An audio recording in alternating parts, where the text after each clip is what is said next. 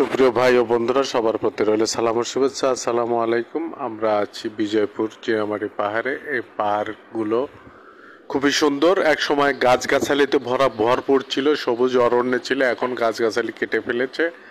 এখন ফাঁকা মরুভূমির মতো পাহাড়গুলো থেকে ভারতের মেঘালয় পাহাড় দেখা যায় খুবই সহজে। এই যে সাদা মাটির পাহাড়, এই পাহাড়গুলো মাটি খুবই মূল্যবান মাটি, চীনামাটি এখানে পাওয়া যায়। এখানে মূল্যবান একটি পাহাড়, এটি একটি খনিজ সম্পদ মাটি। এই মাটি বাংলাদেশের একটি ইতিহাস ঐতিহ্য বহন করে। নীল পানি, এখান থেকে চীনামাটি উত্তোলন করার পর থেকে নীল পানি, স্বচ্ছ পানি দেখা যায়।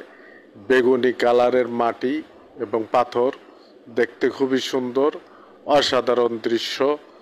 খুব সুন্দর লাগছে জায়গাটি। ধন্যবাদ সবাইকে।